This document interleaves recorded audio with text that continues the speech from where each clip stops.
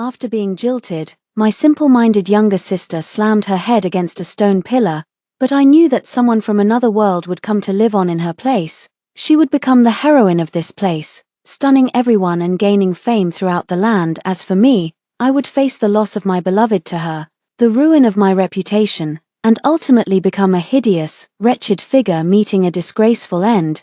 She is the triumphant protagonist of an old-school time travel novel. While I am the venomous female supporting character, but I refused this time. I wiped the blood from her brow, shielded her before me, and became the first warmth she felt in this foreign world. My third sister, Wen Shuyi, was the greatest beauty of the Dayan dynasty, yet she was a simpleton. Her mind like that of a child. She had been simple-minded for 16 years, yet she had a fiancé whom everyone envied, the sixth prince of His Majesty, the Prince of Yang. He was the most capable among all the princes, and his appearance matched his abilities. If one had to name the greatest regret of his life, it would probably be having such a foolish fiancée.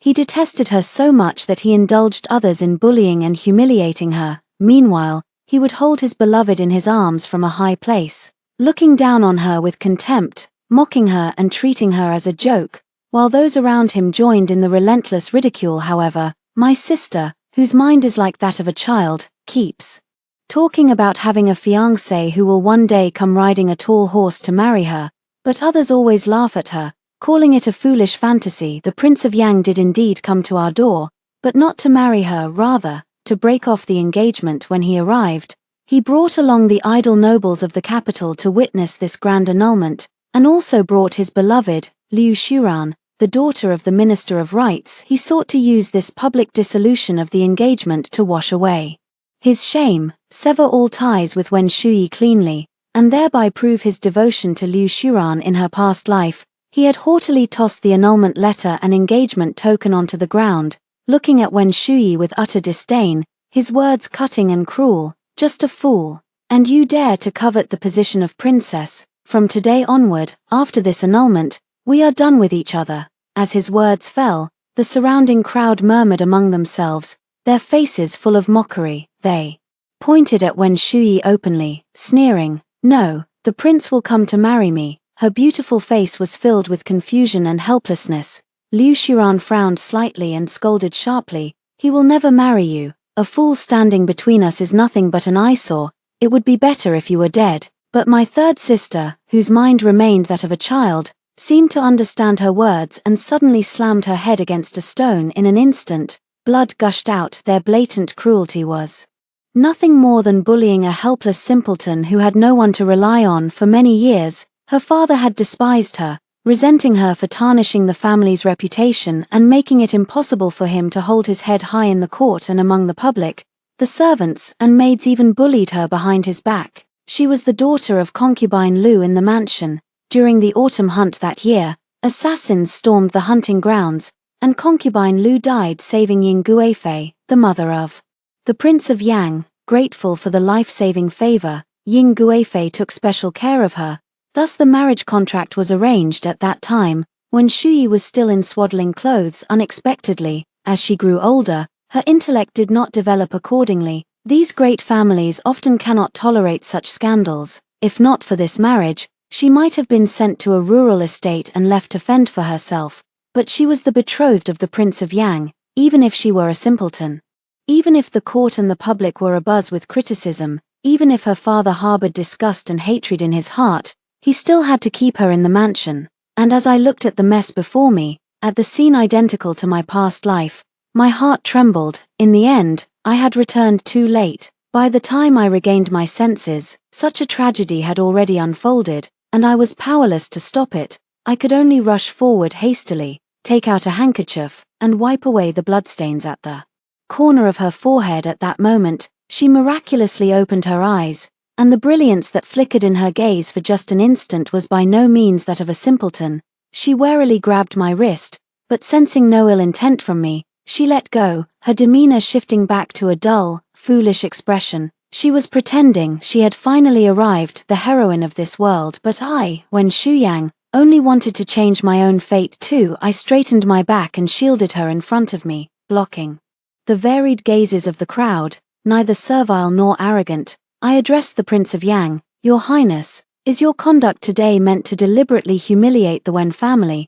The Prince of Yang lifted his gaze slightly, a hint of surprise in his eyes. It seemed everyone was astonished that I would stand up for Wen Shuyi amid the astonished gazes of the crowd. I spoke up again. Your Highness, Prince Yang, what you have done today not only humiliates the Wen family but also disgraces the royal family. First, back then, concubine Lu risked her life to save consort Ying, who, out of gratitude, arranged this betrothal. By breaking off the engagement today, you are betraying trust and righteousness, placing consort Ying in an unjust position. Second, you came to our residence to call off the marriage without consulting my father first, which goes against proper etiquette. My father has served as an official for decades, yet you treat his daughter with such contempt. This will surely dishearten your subordinates. Third, my younger sister is innocent and pure-hearted like a child, yet you led the way in mocking, teasing, and ridiculing her. Such conduct is utterly unbecoming of a gentleman. When my father returns, I will faithfully recount today's events. Please take your leave, Your Highness.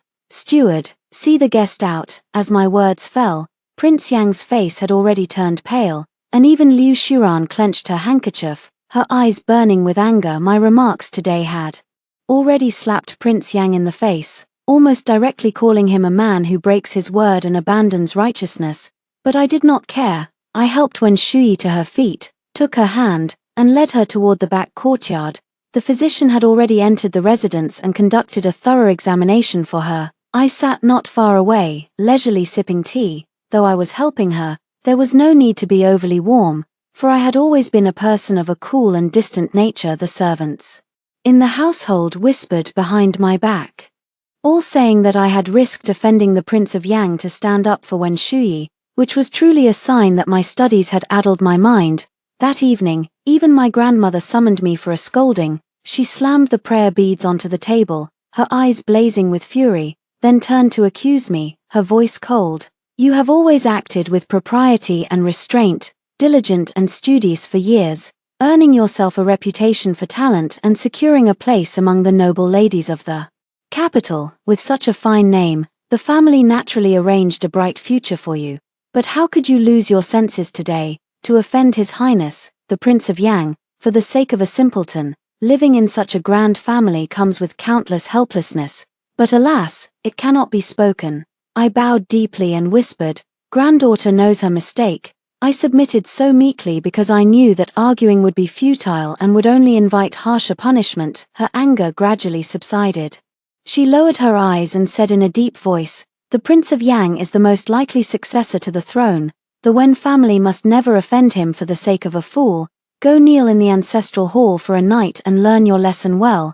The cold wind was biting as I knelt before those memorial tablets. The old women watching over me had already leaned against the pillars, drowsy with sleep. Yet my thoughts drifted to the future. Grandmother said the Prince of Yang was the most likely to inherit the throne. Unfortunately, he was not in this world. He is not the male lead, and when Shuyi's path to rising has only just begun. At next month's Four Kingdoms banquet, she will dazzle the entire audience and shed her reputation for being foolish, and that will also mark the beginning of my Wen Shuyen's path to decline. 3. The sky was barely light, and I could no longer stand, only managing to return to the courtyard with the help of a maid. Before long, when Shuyi arrived, but her eyes and expression still bore that foolish, dazed look. In a childish tone, she comforted me, even clumsily reaching out to rub my knees. I saw through the emotions hidden beneath her thick lashes, and I saw through her disguise. I had no intention of exposing her, so I simply ordered tea to be poured and pastries brought out. Urging her to eat more, she ate on her own, occasionally casting a probing and scrutinizing glance without meaning to. Just as they were sitting in silence, a maidservant entered to announce, "Miss, young Master Lin heard that you were being punished and rushed over to see you." Lin Xiaobai. She hadn't expected him to arrive so early. "The matter of my punishment last night will surely be widely publicized, as it is the face and stepping stone the Wen family has given to the Prince of Yang." I looked up at Wen Shuyi, who was lowering her head to eat some pastries. Although her face was smeared with crumbs, it still couldn't hide her stunning beauty. In the past, she was a simpleton, a beauty, yes, but she always made herself dirty and unkempt. so she wasn't as dazzling, but from now on, her radiance will naturally be hard to conceal. Even the Prince of Yang would probably have to say that a pearl had been cast into the dust, let alone others. Lin Xiaobai would certainly be no exception. I let out a soft sigh, then said, if he comes, just say I've already retired for the night. The maids were taken aback, but one replied, Miss, you and young Master Lin grew up together, and he has always been deeply devoted to you. To turn him away like this might cause him to overthink. Indeed, we had known each other since childhood, and he never hid his feelings. Anyone could see them clearly, and I, too, treated him differently from others. But after years of familiarity, one can grow weary. How could it compare to the fleeting glance and sudden flutter of the heart for someone new? Childhood sweethearts ultimately cannot withstand. Rather than harboring sorrow and resentment in the days to come, it is better to draw a clear line today. How he chooses to think is beyond my control. My voice was cold, but the finality in my words caused the maid's expressions to shift slightly as they turned to deliver the message. Yet when Shuyi pretended to be naive and looked at me, asking softly, Big sister, do you dislike him? Dislike? I shook my head. How could it be dislike? It was just that in the future, he would devote his deep affection to another, remaining unmarried for life, and I was destined to have no fate with him. After sending Lin Xiaobai away, my father returned to the mansion. He had been ordered to go to Jiangnan for over a month, yet upon returning to the mansion, he came straight to my courtyard. Upon entering, he saw Wen Shuyi eating pastries.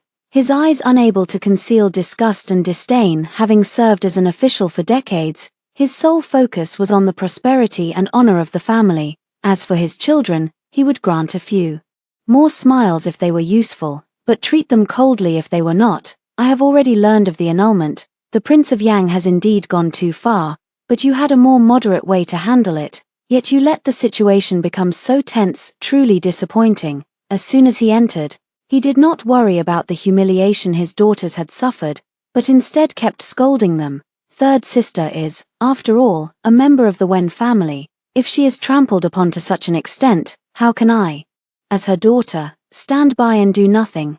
To bully her is to insult me as well. I stared straight at him. Perhaps this was the first time I had spoken to him in such a manner.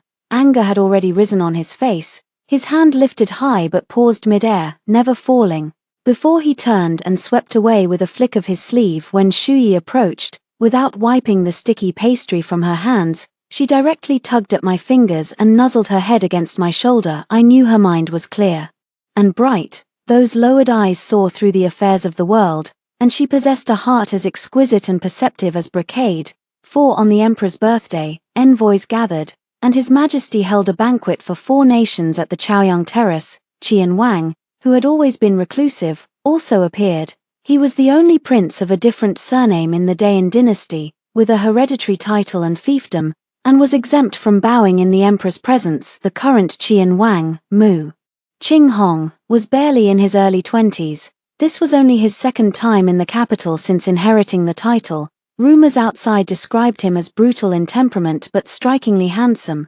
Though the court was full of nobles and distinguished families, his presence was impossible to ignore. He lounged in an intricately carved armchair, watching with a faint, enigmatic smile. I sat upright on the lower side, only glancing up at him for a moment before quickly looking away. As soon as he arrived, the atmosphere turned solemn, using the famed Qin Haiyu Qinghui as the prize. Whoever could play it would win the instrument. Haiyu Qinghui had not been seen for a long time, stirring the crowd present to eager anticipation. Envoys from several other states also wished to claim the treasure to seek favor upon their return. The emperor, naturally unwilling to lose face by showing the great Yin lacked talent, encouraged everyone present to give their best effort. The envoy of the Northern Moon Kingdom took the stage first, but unfortunately, not a single note was played from the zither, drawing loud laughter from the crowd. The noble ladies took turns on stage, yet none could produce a sound from the instrument. Liu Xuran stepped onto the stage with an air of arrogance, but in the end, she could only slink off in disgrace before leaving. My grandmother repeatedly urged me to perform well at the banquet, but I just want to disappear in this farce. Yet some people simply refuse to let me go. Miss Wen is a renowned talented woman in the capital, and once studied under the world's greatest zither master. Why not give it a try? The speaker was none other than Liu Shuran, who raised an eyebrow slightly, as if waiting to see me make a fool of myself at that moment. The emperor also spoke up, urging me to give it a try. Helplessly, I could only step forward. Yet I knew that even with my unparalleled skill in playing the qin, I could not play this one. This was a glory that belonged solely to Wen Shuyi, one that no one could take away. In my past life, I had once walked up to the high platform with full confidence, believing in my own mastery of the qin, convinced that there was no instrument in this world I could not tame. But in the end, I suffered a crushing defeat before the eyes of the crowd, and then, consumed by rage, I spat blood for many years afterward. That was my nightmare. I was jealous, resentful, and full of hatred, but this time, will it be any different? The body of the qin was inlaid with gemstones that glowed with a soft light, truly living up to its name, moonlight on the sea. As my fingers brushed the strings, turbulent waves surged in my heart. Yet, no matter how I plucked the strings, the qin remained utterly silent, just as it had back then. I really tried my best. How is this possible? Miss Wen is the direct disciple of the world's greatest zither master. How could this happen? They were all shocked as well. I prided myself on my exceptional zither skills, yet fate ultimately destined me to fail here. The jeers around me reached my ears. So this is the so-called talented lady of a prestigious family, with unparalleled zither artistry, more like a fraud deceiving the world. If you ask me, a reputation without substance is ultimately useless after all. These remarks pierced my heart like 1,000 knives. My father, who had always taken such pride in this, finally darkened his expression. The look in his eyes shifted from hope to disgust, and he said coldly, "Why are you still up there? Come down at once. Are you trying to make a spectacle of yourself?" I suppressed the bitterness in my heart and walked down slowly from the high platform with heavy steps. Amid the murmurs of discussion, one person stepped forward slowly, her voice ethereal and clear, announcing, "I'll do it." Under the astonished gaze of the crowd, Wen Shuyi stepped forward, moving with graceful steps, dignified and composed, no longer appearing foolish. Those people still looked down on her, sneering, a fool, not knowing her place. Does a fool even know how to play the zither? Ha ha ha. But I knew she could. This zither was her destined glory. She sat down gracefully, her fingers brushing the strings, and at last, the zither produced a sound of unparalleled beauty. As the tempo of her fingers quickened, the music poured forth, its lingering echoes reverberating for days on end. Even the initially aloof and arrogant Prince Qian was now holding his breath, completely immersed in the melody. I chuckled self-mockingly, realizing that even over a decade of hard practice on the zither had been useless. When the piece ended, everyone stared wide-eyed in shock and amazement. Even the envoy from the Northern Moon Kingdom said with a look of deep admiration, "I never imagined that the Dayan Empire, with its abundance of talent, would have someone of such extraordinary zither skill." Her fame spread throughout the realm at the Four Kingdoms banquet. Just as it had unfolded before, I lifted my gaze to Lin Xiaobai, and sure enough, he was staring intently at the person on the stage. Perhaps, at this moment, everyone was looking at her, from the nobles to the ministers. All were the same. She wore a simple, elegant green dress, revealing her unparalleled beauty to the world. Even the Prince of Yang showed a hint of frustration in his eyes at this moment. She had become a dazzling pearl, yet not one that belonged to him. After the banquet ended, I sat in the pavilion, while not far away, everyone was discussing how the fool had awakened from his dream, displaying unparalleled zither skills that amazed everyone around. Tomorrow, these stories will become the hot topic of conversation in tea houses and taverns. Prince Yang passed by me and sneered, "That day you shielded her behind you, willing to offend me just to protect her. Today, she shines brilliantly, stunning everyone, and even you have become her stepping stone. Your good little sister really knows how to keep her talents hidden." He taunted me. Mocking my failure, I snapped back to reality, standing against the wind, and said in a deep voice, "No matter what happens between her and me, that is a matter between us sisters. It is not for your highness to sow discord. Do not stoop to being a petty person. Besides, this is all fate." He furrowed his brows, his face full of displeasure, and murmured, "Fate? Yes, this is fate. It is destined that today she will shine brilliantly, and it is destined that the man she marries will not be you."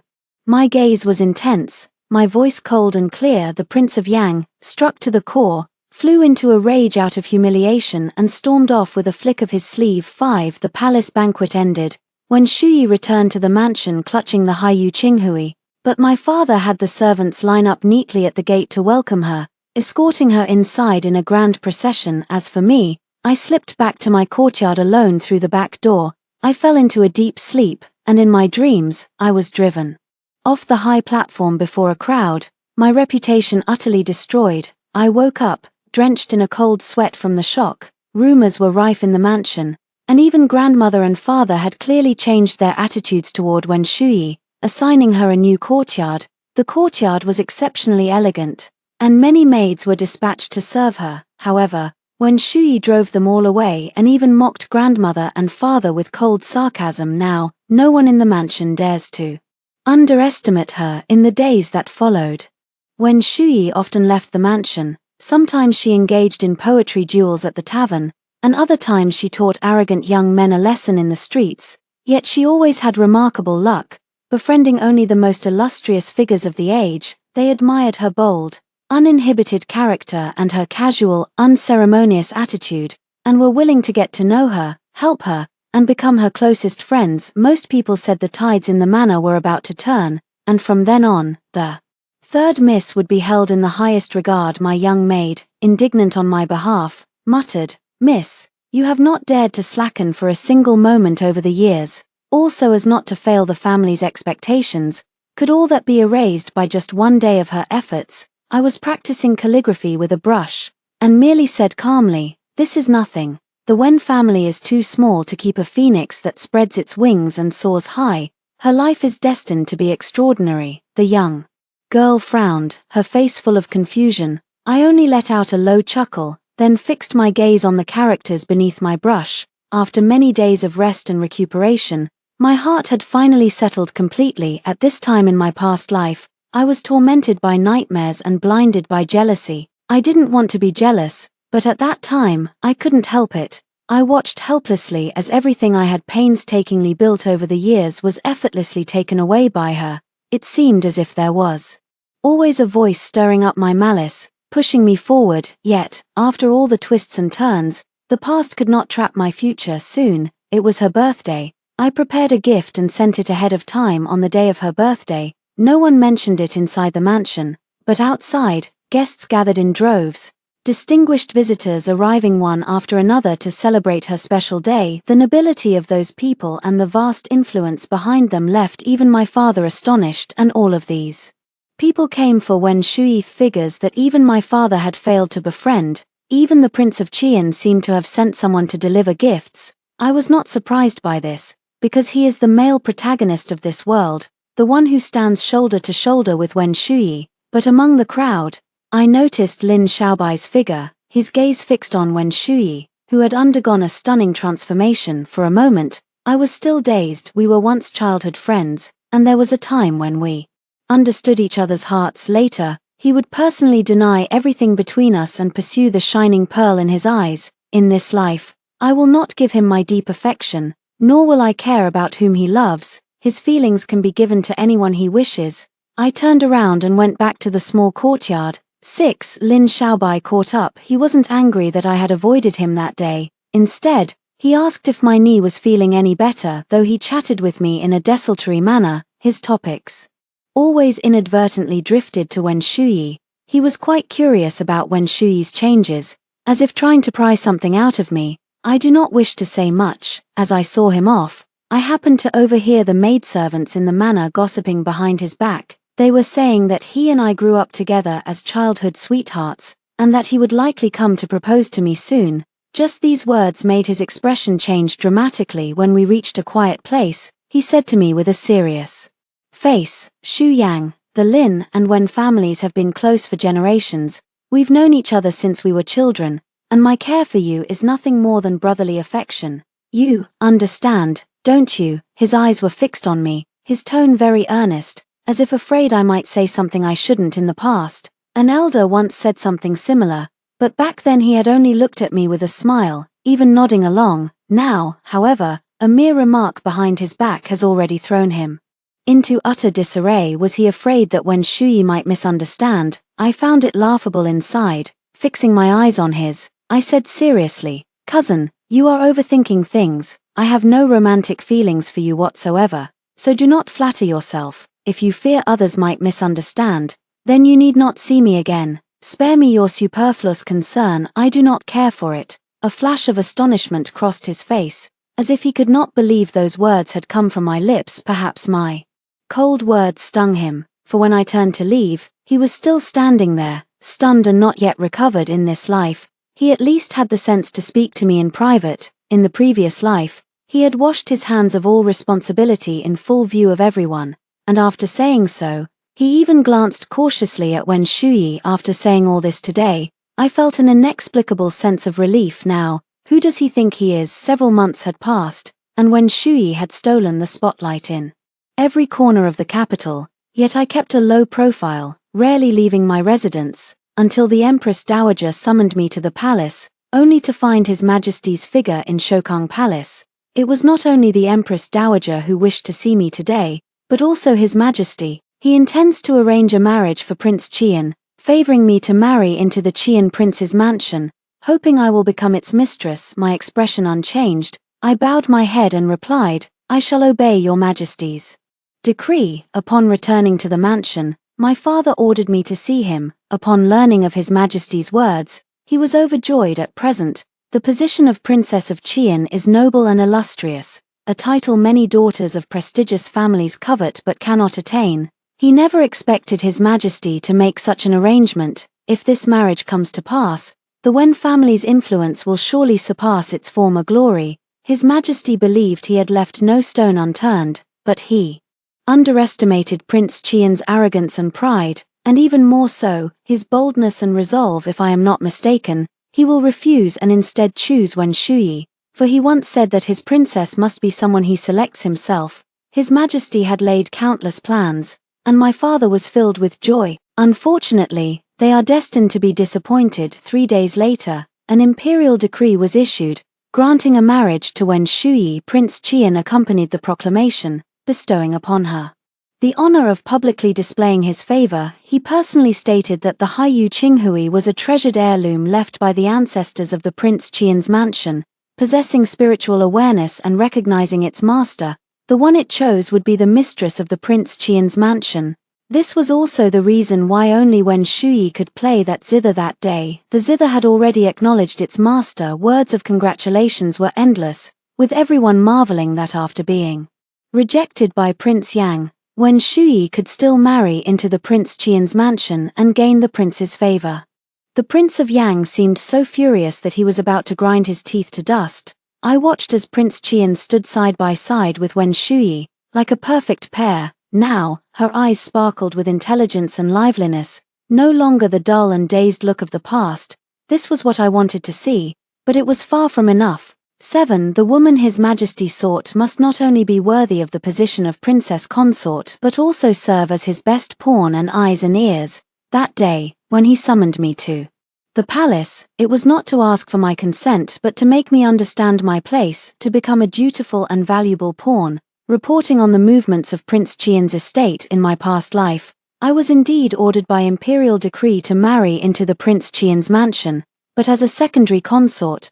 While the primary consort was Wen Shuyi, the emperor chose me because he believed I was docile, loyal, and easy to control, but Prince Qian refused and selected Wen Shuyi instead. Wen Shuyi, however, was unruly and not the most useful pawn in the emperor's eyes, so he issued another imperial decree, making me the secondary consort. I dared not defy imperial authority, nor could I go against my father's will. I had no choice but to comply. Yet I lacked Wen Shuyi's fortune, and could only let myself sink deeper into the mire. By now, the imperial court no longer trusts the Prince of Qian's mansion. The land of Qian is wealthy enough to rival a nation, yet it grows increasingly estranged from the royal family. Moreover, the current Prince of Qian acts with far more assertiveness than any of his predecessors. The majesty of the imperial house is no longer enough to suppress them. That night, I went to see the Grand Princess Yuanzhao. She poured me a cup of tea, every movement graceful and composed,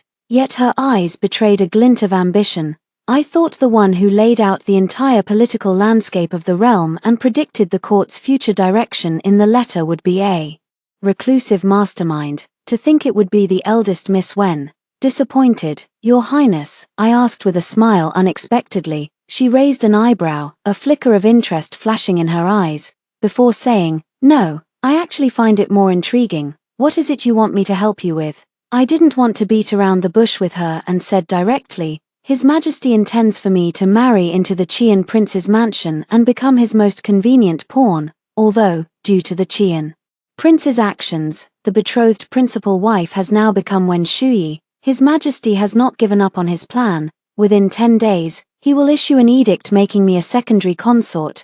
Your Highness must have a way to stop this decree. A flicker of surprise flashed in her eyes, then she probed, within 10 days. If your prediction proves accurate this time, I will assist you. This was, I suppose, her first test for me. 5 days later, the imperial decree did indeed come down, but it was not I who was granted the title of secondary consort. The eldest princess said I had guessed correctly, but she could only advise on changing the chosen person, not prevent the emperor from acting. When she came to see me again, there was noticeably more admiration in her eyes. I thought Wen Shuyi's widespread fame and marriage into the prince's mansion had dampened your spirit, but it seems your ambitions lie elsewhere. There was a hint of probing in her voice. I lifted my brows slightly, my gaze fixed on a certain point, and then said, Having gone through life and death, one naturally gains some growth. The arts of qin, chess, calligraphy, and painting only bring fleeting fame, and marrying into a noble family ultimately means relying on others. None of these are what I desire. Then what do you desire? Yuan Zhao raised his eyes slightly and asked in a deep voice, I wish for a future where the winds and clouds converge, and the princess and I discuss state affairs as sovereign and minister. The day the princess ascends the throne will be the day I rise to the highest office. Fleeting fame and love easily dissipate, but power and authority remain eternal. Even someone as composed as her could not hide a flicker of shock at this moment, the emotions on her face lingering for a long time. Clearly, my words had exceeded her expectations. I know she has ambition and the capability to match. In her past life, she was just one move short. This time, I will help her. After a long while, she said with a hint of sarcasm, the entire court and the common folk all favor the Prince of Yang. Who would believe that a woman could achieve great things? Yet as she spoke these words, it was not out of self-pity, but rather with a faint trace of pride. Then let us prove it to them, I said, my tone filled with unwavering resolve. A flicker of emotion passed through her eyes, and then she gazed back with burning determination and commanding presence. Very well, if that day comes. You and I shall surely create a tale of a worthy sovereign and a loyal minister. 8. When Shuyi's wedding day was approaching, and this time it was jointly organized by the Ministry of Rites and the Imperial Palace, making it exceptionally grand. Yet on the eve of the wedding, she came to see me. She brought a fine jug of wine, filled my cup, and spoke with boundless melancholy. Soon after I regain my senses, I will be married far away to the land of Qian. My heart is truly uneasy, yet I have no one to confide in, so I have come to trouble my elder sister. The Prince of Qian is a dragon among men, and the land of Qian is as wealthy as a nation. Rest assured, little sister. It seemed she was thinking of Prince Qian. Her brows slightly furrowed as she bit her lower lip and said, But this time, accompanying me into the Prince Qian's mansion is also a secondary consort. These two words struck my heartstrings lightly, leaving me momentarily stunned, my heart pausing slightly. It seemed to remind me of the days I struggled bitterly in the Prince Qian's mansion in my past life. It was like a quagmire that drained my energy, offering no hope, and I gradually lost myself within it. A long gust of wind blew by, bringing me a moment of clarity. I felt a sudden relief, realizing that this time I would take a different path. I would sever all ties with them, withdraw completely from their story, and no longer serve as the pitiful stepping stone in their tale of love. The lifelong partnership of one heart and one soul that you long for, Prince Qian will fulfill for you. From now on, you will receive all of Prince Qian's love and trust. I calmly stated everything. While shock and confusion flickered across her face, I filled my cup with wine and then toasted her. Sister, your fate in this life is extraordinary. Blessed by heaven, most of what you seek in life will come true, but remember to act with moderation, always harbor kindness, and never rely on your fortune to act recklessly or without restraint. These words of mine were both a warning and a reminder. I hoped she would not lose her reverence for heaven's will and thus disregard all else in the world. She nodded hastily, but a flicker of something unusual appeared in her eyes, quickly concealed. She was afraid that I would discover she was a person from another world, afraid that I would find out that the soul beneath this body had long been replaced. I had no intention of exposing her. Her arrival in this world was something I was powerless to prevent. Having been reborn, I only want to change my own fate. I watched her retreating figure, holding back one unspoken thought, the hope that I would never see her again in this lifetime. That way, we could each find our own peace. On the day of her wedding, I did not appear at the mansion. Instead, I stood with Princess Yuan Zhao atop a tea house, watching the 10-mile-long street carpeted in brocade red. This grand wedding was a spectacle that captured the world's attention. Once, I was a part of the scene, anxious and lost. Now, I am an outsider, calm and composed. The same wedding, yet a different state of mind. At the end of the long street, Lin Xiaobai stood alone in place. The deep affection he thought he harbored had no chance to be expressed. It is said that he has already petitioned His Majesty, requesting to be transferred far away to Qingju for experience and training. The land of Qingju is close to Qian. Perhaps he wanted to find a place near her to silently watch over her. Having seen the excitement, it's time for us to attend to our own matters. Yuan Zhao spoke slowly as he set it down. Now, to me, this is merely a spectacle, seen and easily forgotten. As for the grudges and entanglements within the Prince Qian's mansion, they no longer have anything to do with me, for I am destined for a broader world. I took a list and a small booklet from my sleeve and handed them to her. She opened them, looked at me in disbelief, then abruptly closed them, her fingers tightly gripping the booklet. Some of these people, on the surface, have absolutely no connection to the Prince of Yang. Even I never noticed them. How did you manage to uncover the links behind them? 9. In my past life, I was a pawn, struggling to survive amidst the power struggle between the Emperor and Prince Qian, yet it also allowed me to gain insight into the political landscape of the court. If I were to say that I am skilled in the art of divination and can foresee future events, would your highness believe me? I said with a light laugh, my tone deliberately ambiguous, teasing her. But she lowered her gaze for a moment, then looked up with a serious expression and said, I believe you. Her brief words stirred a wave of emotion within me. Then, dropping my playful demeanor, I replied earnestly, I will not let your highness's trust be in vain. This list not only records the mutual entanglements of Prince Yang's faction but also documents their illicit dealings. She weighed the list in her hands repeatedly, then said solemnly, what you hold in your hands is as heavy as 1,000 pounds. If you were to give it to any other prince, they would readily agree to your demands. But by choosing me, this path will be far more difficult. Why would you do this? I stood with my head bowed, clasping my hands in a respectful salute. Because your highness is worthy. In my past life, when the enemy army was at the city gates, she was the one who held the line until the very end, choosing death over surrender. None of the other princes possessed such courage. She raised her right hand slightly, helping me up. A tacit understanding was reached between us, requiring no words. If this list falls into the hands of the fourth prince, it might be put to its greatest use. Her thoughts aligned perfectly with mine, and I murmured softly, when the snipe and the clam grapple, it is the fisherman who profits. In her past life, she too was one who kept a low profile. At first, no one regarded a princess as a threat, but when she truly revealed her strength and ambition, it made all those people wary. Now, the only one who can openly rival the Prince of Yang is the fourth prince.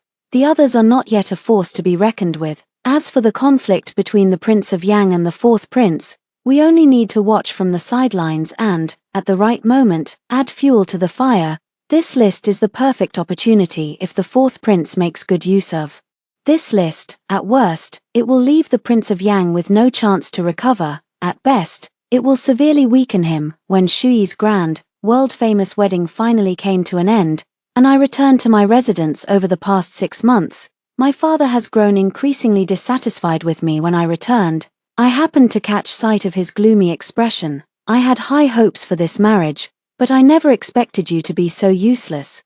Go reflect behind closed doors, he left with a flick of his sleeve. Perhaps it was Wen Shuyi's constant defiance and unruliness that made him even more eager for this marriage to be bestowed upon me. After all, in his eyes, I am the docile and easily controlled one. In the days that followed, I heeded his words, reflecting on my mistakes behind closed doors, spending each day reading and copying books in my room with a calm heart. The surroundings grew quiet as well.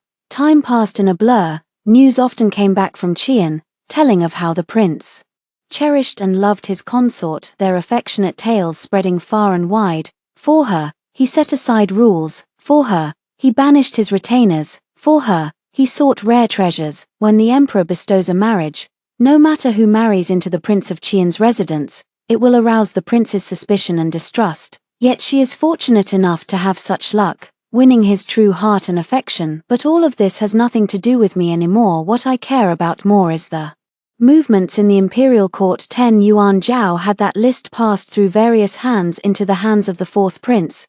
Believing it to be a godsend, the fourth prince relentlessly attacked the Prince of Yang's faction, leaving them struggling to cope. In just half a year, the Vice Minister of War was thrown into prison for embezzling military funds and substituting inferior goods for quality ones. The Minister of Revenue was dismissed for being implicated in an old case and framing loyal officials, and the Grand Chancellor was forced to retire and return to his hometown.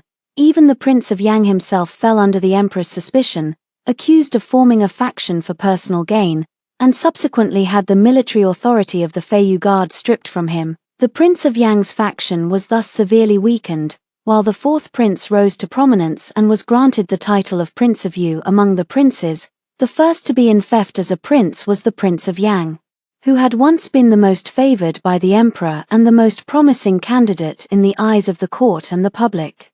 But now, the fourth prince has been granted a princedom and stands as an equal rival to him, even subtly gaining the upper hand. The situation in the court has since undergone a sudden shift. As for Yuan Zhao, she is far from merely sitting back and watching the tigers fight. In her past life, her supporters included not only the four great clans but also regional governors and wealthy merchants from various prefectures. Though those behind her were not in the court, they could still influence the overall direction of the imperial government. She was the eldest daughter of the emperor and the late empress, personally tutored by the emperor from a young age, immersed in his teachings, while the later princes were instructed by great Confucian scholars in the ways of Confucius and Mencius. She instead learned the art of imperial rule, skilled in manipulating people and stabilizing the court. The world only praised her intelligence, yet failed to see her ambition when she came to visit me. Before entering the mansion, my father was greatly astonished. She said to my father that she recently needed a companion, and having heard of my reputation for talent, she invited me to reside in the princess's mansion and live with her. Father naturally wouldn't refuse, and I followed Yuan Zhao into her splendid carriage. She arrived today in full regalia, exuding the dignified bearing befitting a royal princess. Has Prince Yu made any moves lately? Yuan Zhao let out a light scoff. He came to me the other day, promising me future glory and wealth, and asked for my help. I let out a soft sigh. This really was the wrong person to ask. Father sent people to Qian to investigate not long ago. It seems he doesn't quite trust the Prince of Qian. As Yuan Zhao's words fell, my heart tightened slightly. It seemed that my connection with Wen Shuyi could not be completely avoided after all. If there is no way to avoid it, then I have no choice but to fight to the death. Has the messenger sent by His Majesty returned with news? I asked in a low voice. The message returned said there was nothing unusual. Yuan Zhao's fingers traced the jade pendant, but his eyes shifted, his thoughts inscrutable. Does the princess believe it? She shook her head, as if she had already made up her mind. The Qian prince's mansion has been passed down to this day, ruling one city, governing 3 prefectures, with wealth rivaling that of a nation and boundless ambition. The current prince of Qian, Mu Qinghong, is no one who would willingly remain subordinate to others. Your Highness's ultimate opponent may not be Prince Yu or Prince Yang, but the Prince of Qian, I said slowly. A battle between them was inevitable. Upon hearing this, she showed no fear. When heroes emerge and times are turbulent, it is both a challenge and an opportunity. If I lose, I will simply die and return to nothing. If I succeed, my name will be etched in history. The Prince of Qian's mansion was growing increasingly powerful. and his rebellious intentions were already blatantly obvious now. He was merely biding his time. The Dayan dynasty, weathered by a century of storms, had already shown signs of decline. If she could one day stabilize the realm and usher in a new era, she would be a sovereign of restoration, destined to leave her name in history. Even if conflict arises in the future, the Prince of Qian will be nothing but a traitor and rebel, with no righteous cause to rally behind. But the princess, as the rightful heir of the royal bloodline, shall raise an army to suppress him and win the people's hearts. I spoke with lowered eyes, my hand subtly clenching within my sleeve. In this life, I hope she can win. 11. I have taken up long-term residence in the princess mansion, serving as the princess's nominal study companion in the court. Prince Yu and Prince Yang are as irreconcilable as fire and water. Although Prince Yang has suffered a severe blow, he still has a backup plan. Prince Yu, despite gaining the upper hand, has provoked Prince Yang's frenzied retaliation.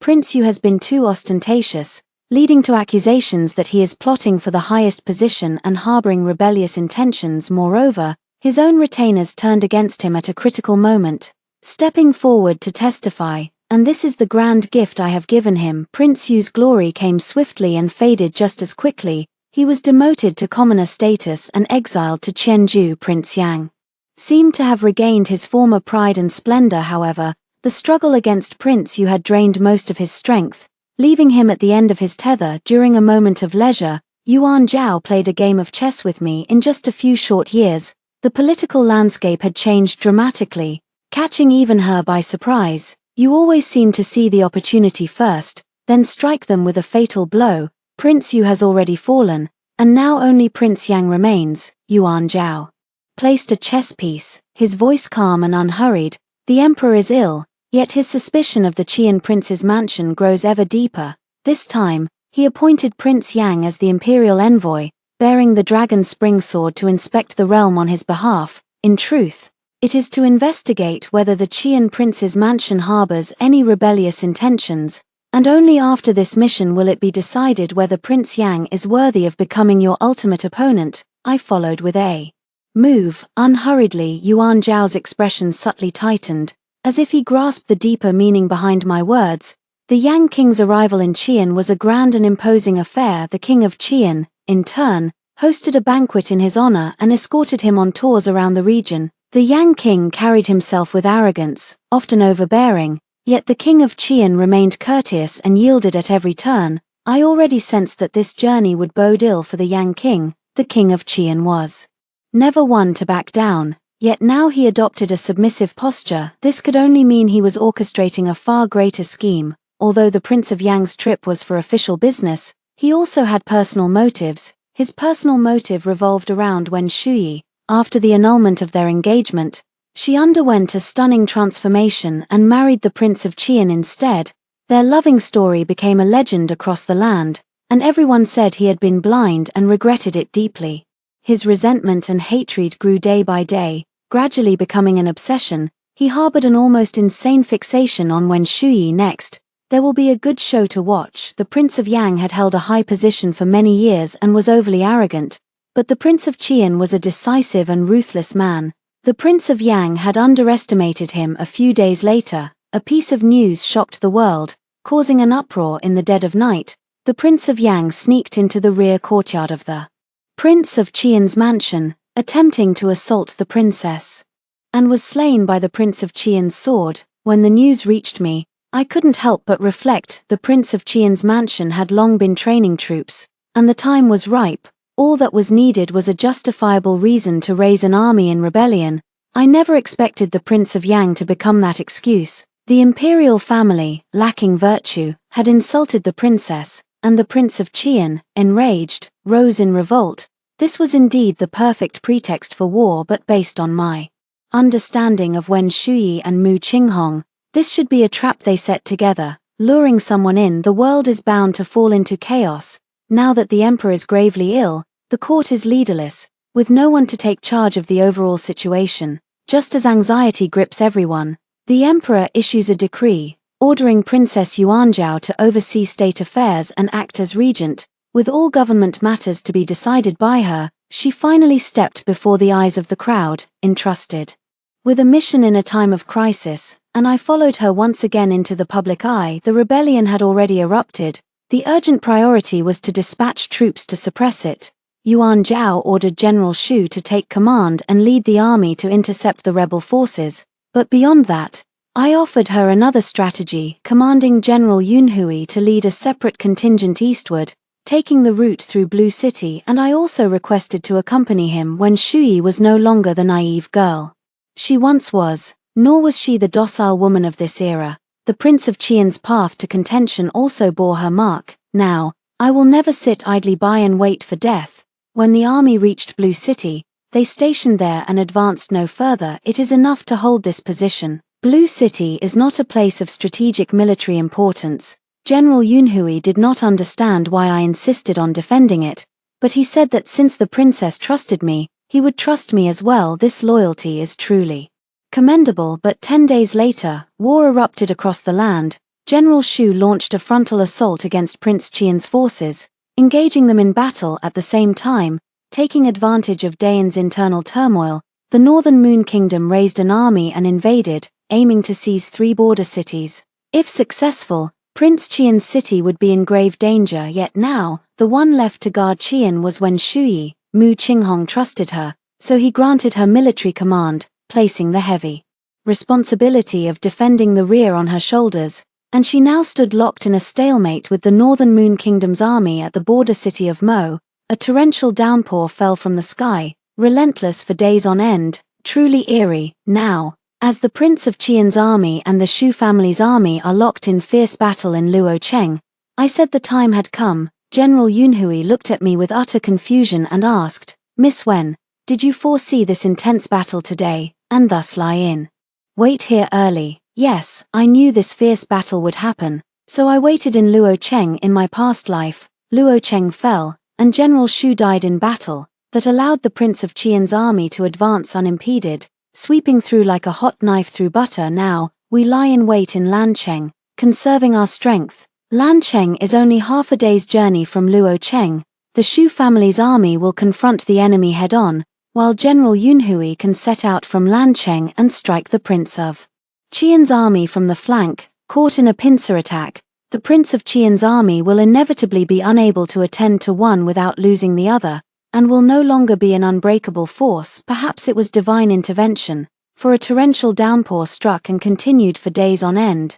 After their long march, King Qian's forces were surely struggling for reinforcements. The Cloud Banner General had already led his troops to Luocheng, laying siege to King Qian's army. Meanwhile, I remained in Lancheng with a contingent of soldiers, guarding the city's people and keeping them safe from harm. Should the Battle of Luocheng end as it did in the previous life, with General Xu killed in action, then Lancheng would also fall, and I would stand or fall with Lancheng. 12 A few days passed in a daze, when suddenly the heavens showed an anomaly. In the city of Blue, I witnessed startling thunderbolts in broad daylight, dozens in succession. In an instant, dark clouds surged from all directions, rolling across the sky. The heavens turned gloomy in a flash, as if black clouds were pressing down upon the city. Streaks of lightning pierced through the clouds, striking down through the air, yet landing far away, barely visible. The next day, intelligence arrived. The border city of Ink had fallen several days earlier, and the Princess of Qian had abandoned the city and fled. Meanwhile, the ironclad troops of the Northern Moon Kingdom breached the city gates, slaughtering the entire populace, blood washing through the streets. The old, the weak, women, and children, none were spared. Looking at the handwriting on the paper, my heart trembled, and a chill spread from the depths of my heart. When Shuyi had actually abandoned the entire city's people and fled, even if such a person were to seize the world, would they truly treat its people well? Had I overestimated the limits of her kindness, or had her past smooth sailing left her without any reverence, allowing her to act recklessly? She had cast aside the lives of the entire city's people as if they were nothing but dust. In the midst of my anger and shock, someone arrived in a disheveled state, their blue robe stained with dust, their hair in disarray, clearly unkempt for days, with faint stubble visible at the corners of their mouth. I never imagined that when I saw Lin Xiaobai again, he would be in such a disheveled and down-and-out state. The moment he saw me, his eyes instantly reddened, faintly glistening with tears. as if 1,000 words were gathering at the tip of his tongue. I had a very long dream. In the dream, we grew up together as childhood sweethearts and pledged our lives to each other. But later, it was as if I had been bewitched, falling in love with your younger sister, hurting you deeply until we became strangers. In the end, I guarded her for a lifetime, while you married another. As for us, the world only has a few words of gossip saying you were jealous of your sister, ruthless and cruel, and eventually died in the deep palace, saying I was devoted to her, my love so deep it was unfathomable, never marrying in my life. We were both nothing but mere foils in this grand drama. Was this really just a dream, or was it our past life? As his voice faded, tears streamed down his face, and he choked up, unable to speak. I remained silent for a long time. Those long-buried memories suddenly awakened, and I didn't know what to say, though I didn't know exactly what had happened to him. It seemed he also had memories of a past life. At this point, dwelling on whether it was a dream or a past life memory no longer held much meaning. I said in a low voice, "It was probably just a dream. Perhaps it was a dream, but I have lived through 2 lifetimes, and only today have I finally awakened from it. I was trapped in this nightmare for far too long, forced to play the role of a deeply devoted lover like a walking corpse, yet the love that came from the depths of my heart was mercilessly sealed away." His tone and expression grew increasingly frenzied, his eyes filled with unwillingness, as if blaming and resenting. I seemed to see the Lin Xiaobai from my past life, before he met Wen Shuyi, his heart and eyes entirely filled with me. The difference was that back then, he was clear-headed and composed, with eyes pure and transparent. Waking from a dream leaves no trace. The past turns to dust. What should be forgotten, let it be forgotten, I said calmly, but I can't forget how we were both toyed with. Across 2 lifetimes, the one I loved was never Wen Shuyi, and I never shifted my affections to her, yet I had no choice. Every step I took in my past life seemed preordained, and I was trapped in the game, muddling through a chaotic existence, powerless to resist, forced to perform a lifetime of devotion, to highlight her charm, to add a romantic legend to her story. That was the purpose of my existence. And you, are you the same as me? Yes, the same as you, 13. Just as he said, in my past life, I was nothing more than a supporting role, just like him. This is a world within a book. When Shuyi is the female protagonist who travels through time and turns the tables, going from being dull and foolish to astonishing the world. She possesses exceptional luck and is greatly favored. Since she arrived in this world, she has enjoyed all the glory, while I will lose everything, gradually turn dark, and become a vicious female supporting character, a stepping stone on her path to advancement. Lin Xiaobai, on the other hand, will transfer his affections to her, becoming the devoted male supporting character who loves her deeply and remains unmarried for life, all to highlight her charm. I will lose everything and turn dark as the book dictates, and he will be deeply devoted to her as the story writes. We give it our all, living out a grand dream, only to be nothing more than pitiful and pathetic supporting characters, unable to control our own fates. Perhaps it is my unwillingness that has granted me a new life. I refuse to repeat the same mistakes. Step by step, I have rewritten my destiny. Now, fortune and misfortune are uncertain, and the way home is unclear. I cannot look back, I can only press forward with sheer courage. What surprised me was that he had also awakened memories of his past life. I never expected his next words to shock me even more. When Shuyi abandoned the city and fled, leading to the massacre of hundreds of innocent people in the entire city, this act has violated the harmony of heaven. That day, the winds and clouds changed color, and the restless souls found no peace. From then on, the aura and fortune surrounding her will completely dissipate. She is just an ordinary person now, no longer favored by fate. Lin Xiaobai's voice was stern, carrying a chilling coldness. Every word filled with resentment and hatred. I suddenly understood. This was the real reason Lin Xiaobai had suddenly regained clarity. The halo of the female lead around Wen Shuyi had dissipated, and her fortune had vanished. Only then could he return to his true self, no longer influenced by her. He settled down in Blue City, but we could no longer get along the way we used to. Whenever he deliberately appeared before me, I could only pretend not to see him. Everyone says that strange celestial phenomena are a sign of the restless dead, and the news that the Princess of Qian fled the city out of cowardice and fear of death has spread across the land in a short time. When Shu Yi was burdened with infamy, and the Qian king's army was also regarded as a rebel force, hunted by all, in an instant, the army's morale collapsed, and I had also guessed why when Shu Yi abandoned the people of Morqing. It was because during this battle of Luocheng, Prince Qian was besieged from all sides, facing great danger. If my guess is correct, she is almost at Luocheng by now. She no longer has the protection of fate. From now on, she is merely an ordinary person. The Battle of Luocheng will be a fair contest. Yuan Zhao led her army personally to Luoyang. This would be the battle where she made her name and established her authority in her past life. She lost to Prince Qian by a narrow margin, but this time she would personally win it back. With multiple routes besieged, the army's morale shattered, and widespread resentment from both heaven and men, Prince Qian was ultimately defeated. Yet at the final moment, he still shielded when Shu Yi, blocking arrows for her. Seeing that the situation was hopeless, the others surrendered one after another. Yuan Zhao won. The next time I saw her was in the Hanyuan Hall of the palace. Whether when Shu Yi lives or dies, I leave it to you to decide, she said softly. Then let her live. Yuan Zhao raised his eyebrows slightly, his eyes filled with understanding. As you wish. After a brief rest, General Shu and General Yunhui reorganized their troops and, seizing the moment, charged straight for the border, dealing a heavy blow to the Beiyu cavalry and recapturing Morqing. 14. The realm was at peace, and I went to an ancient mountain temple to meet an old friend. I had indeed chosen to let Wen Shui live, but living comes at a price. She was confined within the ancient temple on Nanshan, trapped in a self-made prison, forbidden from ever stepping foot outside. When I went to see her, the desolate ancient temple was heavily guarded outside, with only her inside. She had also lost her former radiance and vitality. On the day of your wedding, I warned you that your fortune in this life was exceptional, and not to act recklessly, yet you treated the lives of innocent townspeople like mere weeds, and in the end, you squandered all your good luck. Hearing this, she only let out a scornful laugh. Have you come to mock me? Her tone was full of hostility. I shook my head. In my past life,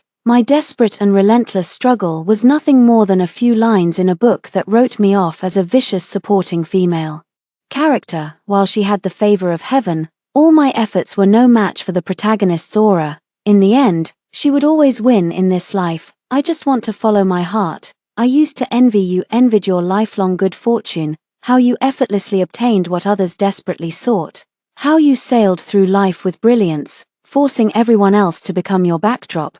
But after experiencing the world, I've come to understand that no one is born to be someone else's foil. Everyone deserves their own brilliance. I said slowly, my tone calm and composed. Her eyes revealed confusion and helplessness. She had transmigrated into this book, endowed with a destined path, yet she did not know she was walking the plot laid out in the story, just like that zither, which in the book was her exclusive glory, designed solely for her. She only knew she was someone from another world who had traveled to an unfamiliar dynasty. Now, for me, this life is a fresh start, but her destiny has been rewritten, her fortune stripped away. In her memory remains only this brief existence, fleeting worldly splendor, vanished love and praise. How could she know of the smooth path and radiant light I speak of? Sometimes forgetting is a form of relief. It spares one from having a heart withered like dead wood while still young, and from having old sorrows surface again in the dead of night. A trace of bitterness in my heart, I said in a low voice. For the rest of your life, you shall stay here, reciting and copying scriptures day and night, praying that the innocent souls of Morqing may soon find peace, and that you may at last cleanse yourself of your sins. The moment her words fell, fear and guilt flickered in her eyes. I turned and walked out of the ancient temple, the heavy door locking behind me with a thud. Lin Xiaobai was waiting on the path I had to take down the mountain. His gaze was uneasy, as if he had mustered all his courage before finally asking, Shuyang, the past was a cruel twist of fate. Can you give me another chance now? In my past life, both his fate and mine were dictated by forces beyond our control, leaving us no choice. But now, we can choose for ourselves. I stand on the mountainside, where I can overlook the entire splendor of Kyoto, its boundless prosperity. I think I have already found my answer. I don't want to. The people and things I've missed are all in the past. separated by desolate years and cruel memories, too painful to look back on, and I cannot bear to. I must look forward." As I finished speaking, the expression on his face froze, tinged with an indescribable loneliness. With the late emperor's passing, Yuan Zhao ultimately ascended to the supreme throne, just as we had once promised each other. When she ascends to the pinnacle of power, that will be the day I rise to the rank of Prime Minister. When Shuyang became the first female chancellor of the Dayan dynasty, as well as the head of the Wen family. On the day I restored the Wen family's traditions, I sat in the seat of honor and established new rules, while my father stood below with a face full of fear and unease, as if he could not believe that I would take that position. Another year, the Qianglin banquet arrived. Yuan Zhao sat high in the seat of honor, while I took my place on the lower left side.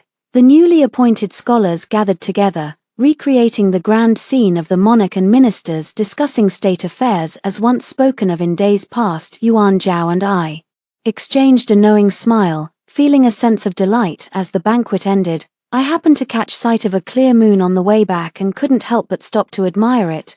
Then Lin Xiaobai arrived under the moonlight, carrying a fine jug of wine. Beneath the moonlight, he was clad in plain white robes, exuding an ethereal grace. I climbed the high tower with him, and we raised our cups to drink together. Halfway through the wine, he remarked with emotion, "Now you are the brightest moon among the noble houses of the capital, shining with a pure radiance. Others respect you, yet dare not draw near.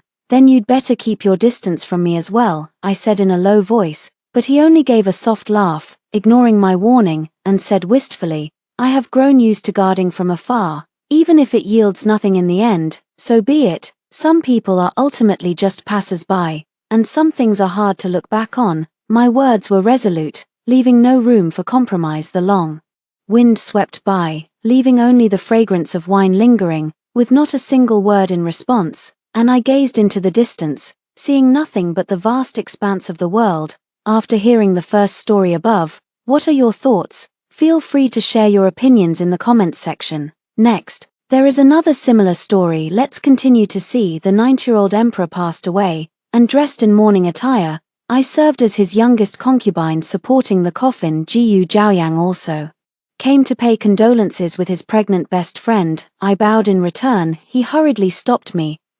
Your Highness, the noble consort must not act this way." I returned the courtesy calmly. "Such are the formalities. The chief minister need not be alarmed." His eyes reddened. "You still blame me, you flatter me, Prime Minister." All my lingering attachments to him vanished 7 years ago, on the day he forcibly dressed me in bridal robes, shoved me into a carriage, and made me marry the 83-year-old emperor in Song Jian's stead. Every last trace dissipated. Jiyu Zhaoyan's tribute box was presented. I opened it right in front of him. Beneath the gold and silver jewelry lay a tiny pinwheel. The paper had yellowed and faded, the bamboo dried and cracked. It was the very one we played with together as children. Did His Excellency the Chief Minister put something in the wrong place? I didn't even lift an eyelid. Jiyu Zhaoyan's voice was slightly hoarse. "This humble official has kept everything bestowed by her ladyship the noble consort." I threw the windmill into the brazier. A perfectly composed smile remained on my face. "My deepest gratitude, Prime Minister." Jiyu Zhaoyang watched as the flames consumed the pinwheel, his eyes instantly reddening at the corners. His Adam's apple bobbed once before his expression smoothed into its usual composure. "The bottom layer contains shoes Osmanthus cakes, this year's first batch, Her Highness the noble consort's favorite flavor." In the past, my thanks. I casually tossed the box aside. This consort has long since lost her taste for sweets. Song Jian was still waiting outside the house.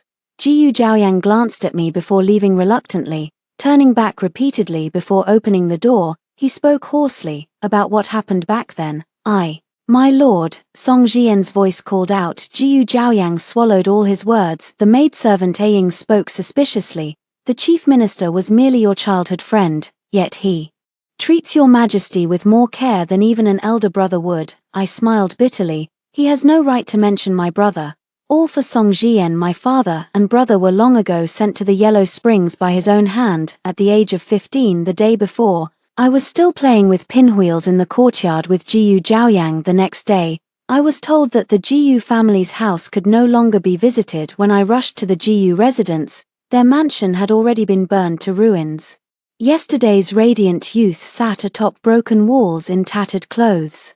A lifeless aura clung to him, his throat was scorched hoarse by the blistering air, i.e., the GU family has been falsely accused of treason. He handed me the letter of annulment. It's not that I wish to abandon you, but this is a crime punishable by extermination of 9 generations. I clenched my teeth. Kneeling before my father and brothers, I begged them to help Jiyu Zhaoyang. Though furious, after a night had passed, his father and elder brother still rushed about the imperial court for the sake of their old family friend's son. The Jiyu family's case was overturned, and Jiyu Zhaoyang was spared from execution that day. Heavy snow fell relentlessly. Kneeling in the snow, Jiyu Zhaoyang broke his finger and let his blood spill upon the ground. In this life, I am but a pawn of the Wen family, willing to go through fire and water without hesitation. Heaven above and earth below, and the spirits of our ancestors bear witness. He wasn't lying. In just 2 years, he rose from being an orphan of the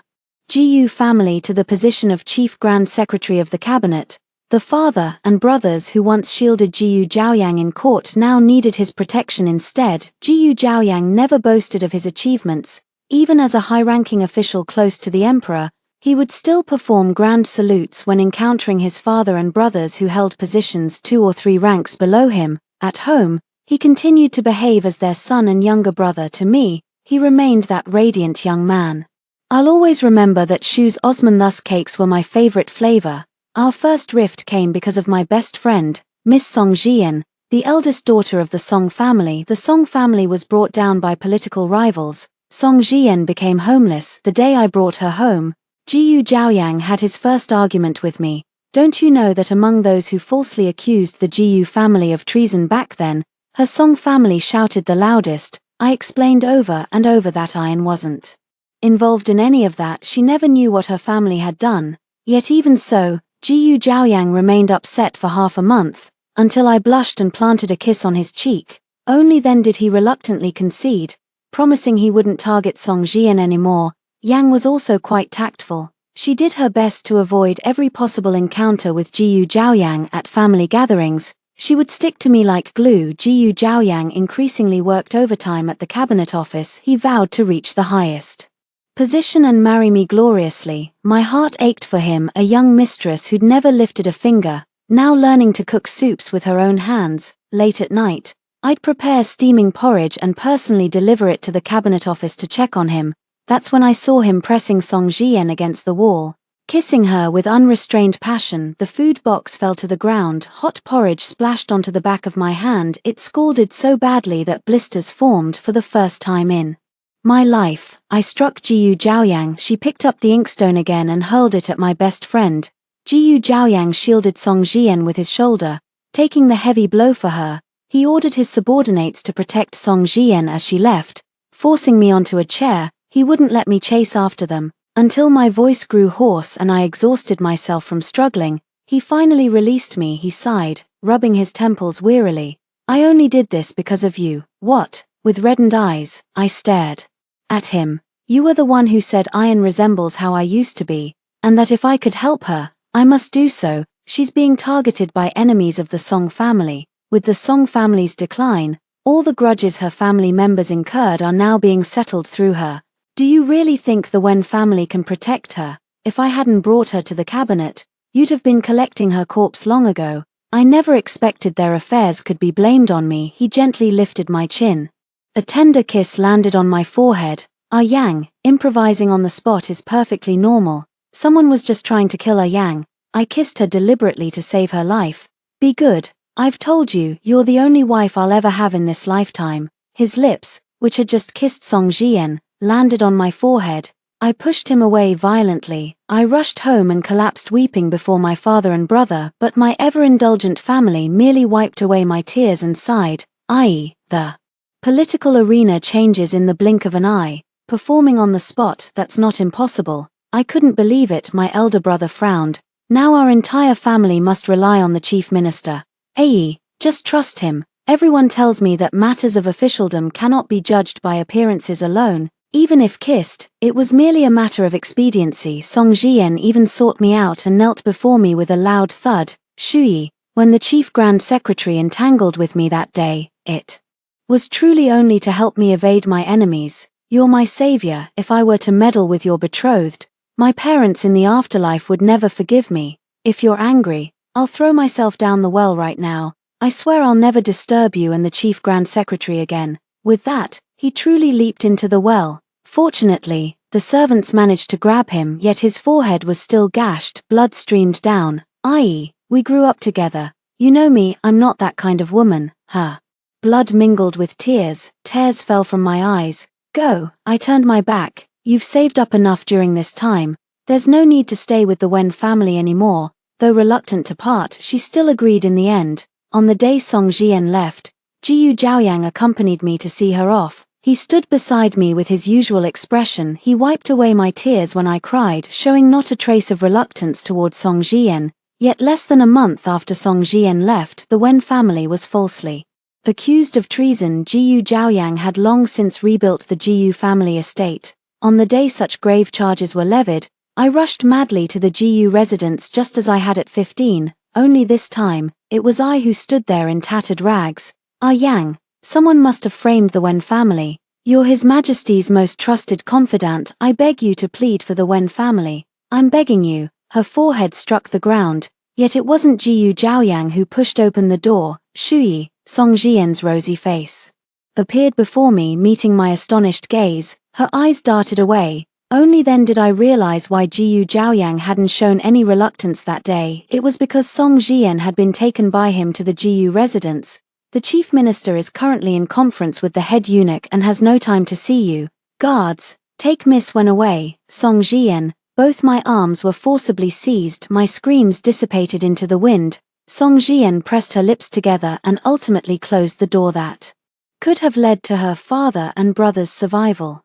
I begged everyone I could. My shoes fell off from running, leaving both feet blooded. Yet all those former friends of my father and brother, even those who owed favors to the Wen family, refused to see me. The next day, Jiyu Zhaoyang sought me out on his own. I grabbed his neck like a madwoman. It was you. You're the one who falsely accused us of treason. You. Jiyu Zhaoyang frowned. What are you talking about? They told me. I begged them all night. They told me. I laughed until tears streamed down my face. Yes, who else would dare touch the Wen family? Who else could touch the Wen family besides you, Jiyu Zhaoyang? With the Wen family gone, the Song family immediately took their place. Was this all for Song Jian? My hands clutching him were easily pushed away. I fell to the ground. He looked down at me from above. You were the one who said she's just like how I used to be. At first I couldn't accept it, but later, I realized you were right. I stared at him in disbelief. The day Iron was taken to the Wen family, I seemed to see myself again, that lost and helpless version of me standing amidst the ruins of the Jiyu family.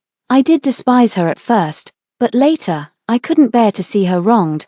Watching her suffer was like seeing my own past weakness, that version of me who couldn't protect anyone. My voice trembled slightly. Jiyu Zhaoyang, i.e., I want the Song family to be restored, just like the Jiyu family rising from adversity. His hand gently brushed across my cheek. The Wen family is the greatest obstacle on the Song family's path forward.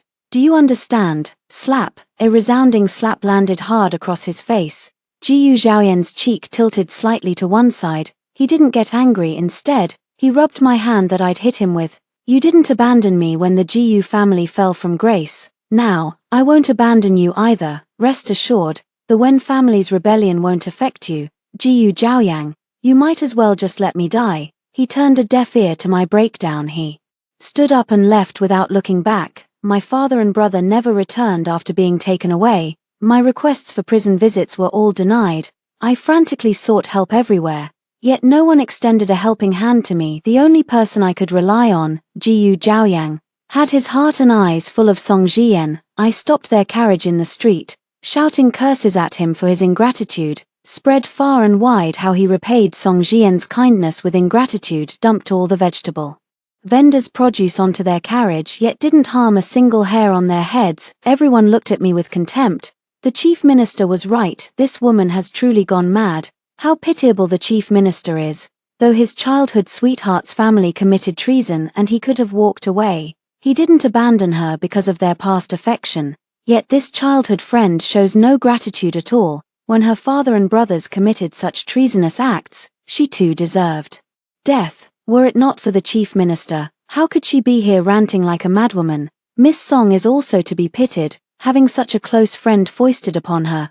Jiyu Zhaoyang looked at me coldly. His eyes were filled with understanding. Suddenly, I realized, Jiyu Zhaoyang was no longer the Jiyu Zhaoyang I knew. He maneuvers effortlessly through official circles, his cunning far surpassing ordinary depths. He's guiding me toward madness. The news of my insanity had already been spread by him long before I truly lost my mind. Such was his confidence. It will surely drive me mad. Since the eldest daughter of the Wen family has gone insane, my marriage contract with the Wen family is hereby annulled, but I still won't abandon Miss Wen. Amidst the chorus of the chief counselor is truly benevolent.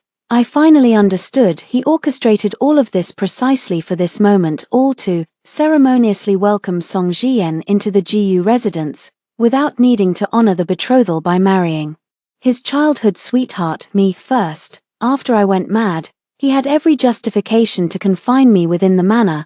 The only thing that keeps me going each day is listening to the servants discuss how my father and brother's trial is progressing. Until the news came that my father and brother had been executed ahead of schedule that day, the rain poured down in torrents. Weeping, I rushed into Jiyu Zhaoyan's courtyard and knelt before him. I won't stand between you and iron anymore. Just let me see my father and brother. I'm begging you just this once. I'll never ask for anything else. He looked down at me from his superior position. His black python robe clung tightly to his body. Rainwater streamed down his face like tears, yet his eyes remained utterly cold. Jiyu Zhaoyang, I beg you, guards. I heard his icy voice. Dress Miss Wen in bridal attire and escort her to the palace. Jiyu Zhaoyang. I looked at him blankly. His Adam's apple bobbed. Sorry, iron has caught the old emperor's eye. Since you resemble her, help her. Jiyu Zhaoyang. My eyes widened in terror. I'm sorry, Iron has struggled so hard to reach this point. We can't let her be ruined by that old emperor. I was dragged away forcibly for the first time in my life. I wept and pleaded so humbly. Jiyu Zhaoyang, I won't marry. Let me see my father and brother. I beg you. I must see my father and brother. The servants couldn't pull me away. He gritted his teeth. He stepped forward and grabbed my wrist, twisting it until a searing pain shot through my arm. The wedding dress was draped over me by his own hands, and I was pushed into the carriage. His eyes were terrifyingly red. Be good. I'll bury your father and brother's bodies with the highest honors. I shook my head tearfully. No, I won't marry. I beg you. Prime Minister, I beg you. Depart. He barked the command. The carriage forcibly delivered me to that 83-year-old emperor. A cold wind swept through the morning hall. I shuddered. Only then did I notice Aying was already choking back sobs. Fortunately, with the old emperor's passing, she could cry as much as she wanted. The morning hall was nearly empty now. I've sent away all who needed to be sent away. I can go back now. Stepping out of the morning hall, a familiar figure stood at the entrance. The pallbearer must also be buried alive during the interment. Jiyu Zhaoyan's voice was hoarse. Is it true? I replied expressionlessly. Yes, I can make you appear dead. I sidestepped past. His outstretched hand brushed past him. Are ye? He turned around, his voice filled with urgency. Are you really planning to follow the late emperor in death? I continued walking forward. Are ye? I was wrong. I was wrong about what happened back then. Don't die for him. The Grand Secretary jokes. The carriage stopped before me. A large, bony hand extended outward. I placed my hand in that person's palm, turning back. I am no longer the late emperor's wife. The wind lifted the sedan curtain. A man's face burst into Jiyu Zhaoyan's view. He heard his own voice, nearly breaking. Second Prince, his political rival, i.e., Jiyu Zhaoyang had never been so urgent before. He wanted to grasp my hand, but with a slight tug from the person in the carriage, I was pulled inside. Jiyu Zhaoyan's outstretched hand barely brushed against the hem of my robe. Soon, even the carriage vanished from his sight. Are ye? He lifted his foot to chase after her but was hastily stopped by his arriving subordinates. Chief Counselor, the weather is cold and the rain heavy. Please be careful not to catch a chill. Don't stop me. Get away. Get lost. He shoved aside the umbrella his subordinate offered, frantically trying to chase after the carriage while his men desperately held him back. Grand Counselor, That's the second prince's palanquin. Charging at a royal carriage is a grave offense. No, Ae is still on there. His eyes were bloodshot, yet his subordinates held him back desperately. In his days, he seemed to recall that rainy night 7 years ago. The girl had fought desperately to get out of the carriage. He merely stood there stubbornly blocking their way, using the corpses of her father and brother as leverage. That day when the carriage departed from the GU residence, for a fleeting moment he wanted to chase after it, but after taking that first step, hesitation ultimately prevailed. He slowly drew his foot back, but now, when he truly wanted to stop the carriage, why couldn't he hold it back anymore? With a thud, he fell to his knees, the shocked cries of his subordinates sounding distorted in his ears. Only the gradually receding carriage remained as his entire world. When Jiyu Zhaoyang returned to the GU residence, Song Jian had already gone to bed. He went straight to the detached courtyard, the place where I was once imprisoned. Pushing open the door, everything inside remained unchanged. Someone comes regularly to clean the swing at the courtyard entrance. He used to push Shui on it, listening to her carefree laughter.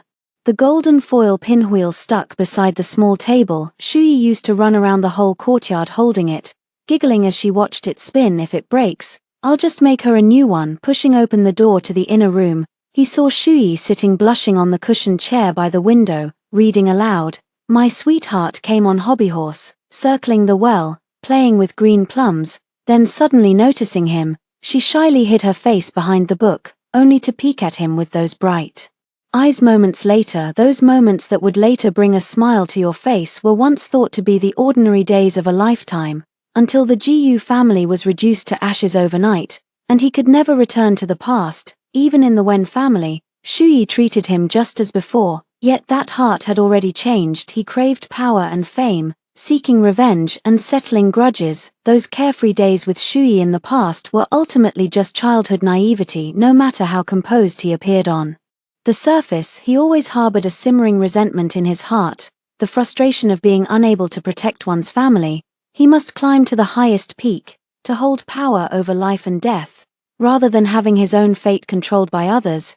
He kills when killing is needed, he robs when robbing is required. Even if it's the Wen family, even if this is the book's essence, he declared, better I betray the world than let the world betray me, manipulating everyone like puppets in his hands. How could he have known then that some people must never be wounded, some people must never be used? Once I act, I'll regret it for the rest of my life. He picked up the book that Shui had once read, that year, by the latticed window where she read love poems. She tucked a leaf between its pages. The wind blew past. The door opened. He jerked his head up. Shui, only bitter wind and cold rain entered. The leaf was also blown to the ground. He let out a bitter laugh. Those childhood days were long gone. During those 7 years by the old emperor's side, he never liked me. First, I was driven to the brink of madness, and he despised me for it. Second, there were too many young women around him who knew how to please him. To him, I was utterly dispensable. Fortunately, after my mental state improved, I did become more composed and reliable in my work. He had grown old and no longer harbored much interest in romantic affairs, so he began treating me as an assistant, sorting memorials, serving tea, reading aloud for him. Thus, I came to know his second son, the son he disliked the most, even fresh from triumph, just for accidentally knocking off the crown prince's jade pendant. Xie Chang'an could be made to kneel all night in the rain. The emperor asked if I thought this was cruel. I lowered my eyes demurely. A father disciplining his son is only right and proper. After stepping outside, he tilted the umbrella slightly toward Xie Chang'an. You need someone who has influence before His Majesty. He paused. I beg her ladyship, the noble consort, for her grace, Xie Chang'an once asked me. He was the least favored among the imperial princes. By choosing him, aren't you afraid that one day another prince might ascend the throne and purge you along with him? I smiled. The one I choose shall be emperor, as expected. The crown prince was discovered plotting rebellion before the late emperor's passing. Second in line became Xie Chang'an. Leaning back in the soft chair, I closed my eyes to contemplate the next steps. A thin blanket lay draped over me. I opened my eyes. Xie Chang'an's cool gaze was absently fixed upon me. The moment our eyes met, he immediately averted his. Before the late emperor was buried, Xie Chang'an could only assume imperial authority but not ascend the throne. Once the funeral rites were completed, everything would return to normal. Yet on the final day of the morning vigil, someone forced their way into the funeral hall, cursing loudly before everyone present. I stared in astonishment at Song Jian's heavily pregnant belly, frowning. Madam Gu, shouting before the late Emperor's spirit tablet, "Do you think your life and your unborn child's are too long?" She let out a cold laugh. "Ha, this matter can only be spoken of before the late Emperor's spirit tablet. Did the late Emperor know that as his woman, you were entangled with his son?" What? All the officials were still present. Hearing this, they abruptly raised their heads. The imperial concubine. And the late Emperor's son, what's going on here? The morning hall immediately erupted into chaos. I frowned as I looked at Song Jian. She looked somewhat haggard. Her condition was almost identical to mine when I learned my father and brother had been falsely accused of treason days earlier. "My lords, the noble consort has been involved with His Highness Prince Su, the second Prince Xie Chang'an, who is about to ascend the throne. How dare such a vile temptress of imperial heirs presume to guard the late Emperor's spirit? How dare you?" Ah Ying frowned. "How dare you slander the noble consort, drag her out and beat her to death? Ha, if I'm truly lying, when Shuyi with the late Emperor's burial tomorrow, would you dare to be buried alongside him?" Everyone turned to look at me. After all, it's already the rule that those who carry the coffin must be buried alive with the deceased. If you dare let everyone watch as you lie down in the coffin to accompany the late Emperor in death, then whether I kill you or cut you to pieces is entirely up to me. Noble consort, you will be buried alive tomorrow, won't you? Some officials were already beginning to suspect. "Yes, Your Highness Consort Yang, this concerns the dignity of the royal family. We must hold a public burial ceremony tomorrow." I clenched my fists. The original arrangement was for only the funeral procession and sacrificial attendants to enter the imperial mausoleum Xie Chang'an, and I had long since made all the necessary preparations. The team was replaced with his own people. If this were made public, the truth would naturally come out. Yet the civil and military officials present had already been incited. Song Jian laughed heartily. "When Shuyi, this is the will of the people. Don't tell me you lack even the courage to be seen entering your own coffin." Enough. A familiar figure burst into the funeral hall. Slap. A resounding blow landed on Song Jian's face. Jiyu Zhaoyang clenched his teeth. "Who gave you permission to spout nonsense before the late Emperor's spirit?" Yang. She was caught off guard when her mute acupoint was sealed. Jiyu Zhaoyang bowed to the assembled civil and military officials. "My apologies, honorable ministers. My foolish wife suffered a shock recently and has gone mad. She accidentally escaped and disturbed your gathering. I sincerely apologize." Song Jian's eyes widened in disbelief. Jiyu Zhaoyang forcibly picked her up, and I saw Song Jian struggling frantically. That very night, Jiyu Zhaoyan's men visited the residences of all the officials. By the next day, no one dared mention holding a public funeral anymore.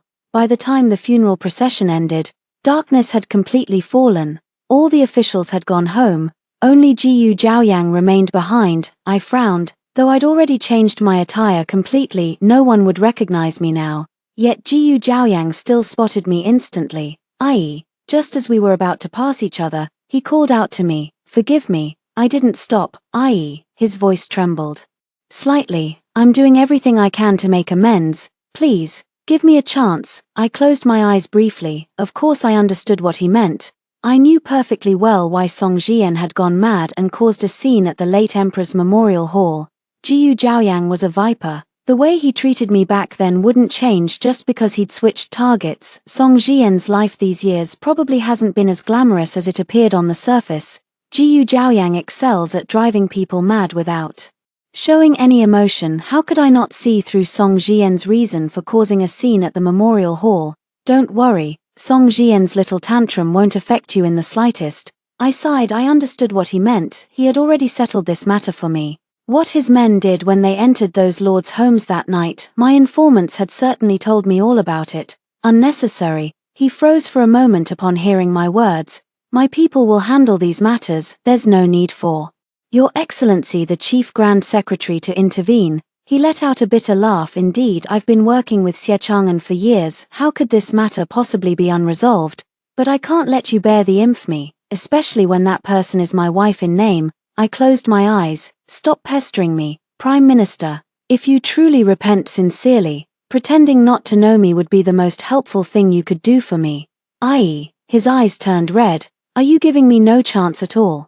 My retreating figure gave him the answer. In that case, I heard danger in his voice. Then I must apologize. Something pricked my neck. I turned my head in surprise. A needle flew out from his sleeve. I clutched my neck, my legs beginning to give way. Jiyu, Zhaoyang. He steadied me firmly in his embrace. Anyway, you're already lying in the late Emperor's coffin, buried alongside him now, aren't you? You. I opened my mouth, wanting to cry for help, but this was the Imperial Mausoleum. There was hardly anyone around. Xie Chang'an was waiting for me far away, completely unaware of what was happening here. Xie Chang. Before I could finish speaking, I completely passed out. When I woke up again, I felt momentarily disoriented. Sunshine, warm breeze, windmills, Osmanthus cakes, poetry books. Did I travel back to my childhood? But when Jiyu Zhaoyan's face appeared by the bedside, I understood that wasn't the case because my hands were tied to the headboard. You're awake.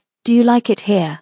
He gently stroked my cheek. It's all recreated exactly as we remembered from childhood. Let me go. I avoided his hand. He laughed. No, Yi. Right now is when you resist me the most. If I let you go, you'll definitely find a way to leave me. Even, his Adam's apple bobbed. I would rather die than yield.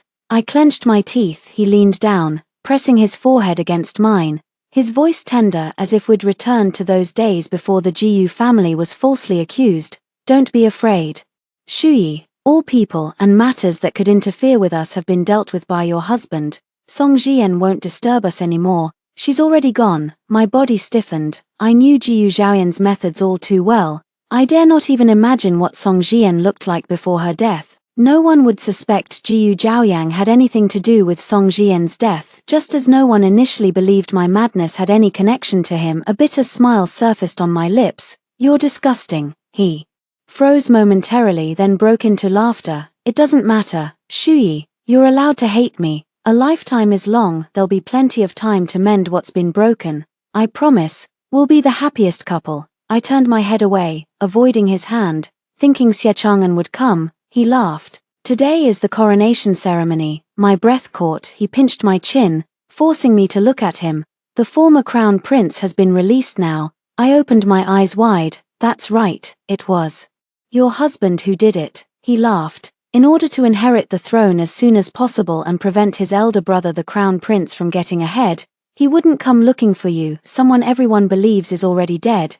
You, Shuyi, don't be foolish. He leaned down. That is the imperial throne, the most supreme power in this world. No man can resist that feeling. His breath lingered by my ear. But I'd resist it for you. Jiyu Zhaoyang is no longer the chief minister. He's already vanished without a trace. His eyes brimmed with tenderness on the verge of overflowing. From now on, there will be no Wen Shuyi nor Jiyu Zhaoyang in this world. There will only be an ordinary fishing couple in a borderland town. Tears fell unwittingly from the corners of her eyes. He gently kissed it away for me. Say you love me. Get lost. I clenched my teeth. He forcibly gripped my chin. It doesn't matter. I can wait a lifetime for you to say you love me. With that, he leaned down to kiss me, but suddenly, the clashing of weapons sounded outside the door. The cries of guards falling to the ground rose one after another. The warmth in Jiyu Zhaoyan's eyes instantly turned icy. The door was kicked open with a crash. Xie Chang'an, I cried out hoarsely. Xie Chang'an gripped his long sword, silencing the last guard blocking the doorway with a single lethal stroke. His black robes reeked of blood as he fixed his demonic gaze upon us. Jiyu Zhaoyang, Xie Chang'an was a veteran of countless battles. His martial arts surpassed Jiyu Zhaoyan's. Jiyu Zhaoyang soon spat out a mouthful of blood, dropping to one knee on the ground. Shuyi, Xie Chang'an seized the opportunity to bypass him and quickly untied me. No, there's something in his sleeve. I had just spoken when his neck suddenly went numb. Xie Chang'an. I threw away the rope and swiftly pulled out the silver needle embedded in his neck. But it was already too late. Jiyu Zhaoyang rose to his feet, blood staining the corner of his lips. He threw the hidden mechanism from his sleeve onto the table, daring to come on.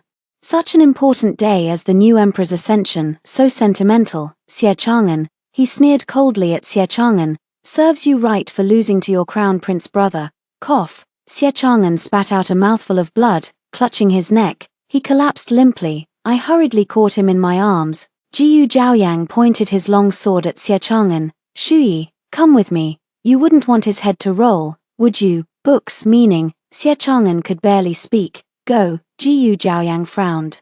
With displeasure I clenched my teeth. Go, Shuyi, go. I burst into laughter. Then let's go together. With those words, I threw myself onto the long sword. Blood splattered everywhere. Shuyi. The long sword abruptly withdrew. Jiyu Zhaoyang stared at me in disbelief. Have you lost your mind? Jiyu Zhaoyang reacted swiftly. At the moment my neck was about to touch the sword, I swiftly pulled back, yet it still grazed my forehead. Do it, Jiyu Zhaoyang. I clenched my teeth and glared at him. Jiyu Zhaoyang's sword trembled slightly. Do it, just like you did to my father and brother, just like you did to me. Do it. I grabbed his hand directly and pulled it toward myself. Enough. The long sword fell to the ground. His eyes were red, his breath trembling. Slowly, he looked toward us. A brocade pouch was thrown to the ground. Jiyu Zhaoyang stared at us. Antidote. With that, he turned and left. Jiyu Zhaoyang wasn't lying. It was truly the antidote. After taking it, Xie Chang'an indeed recovered, yet the succession ceremony was ultimately missed. The crown prince won't let us go, so we could only think of escape routes for ourselves. Faking death might be a good choice. Yet before we could leave, the palace guards arrived swiftly at this border town. All civil and military officials knelt in unison, pleading with Xie Chang'an to ascend the throne immediately. Where is the crown prince? Xie Chang'an frowned.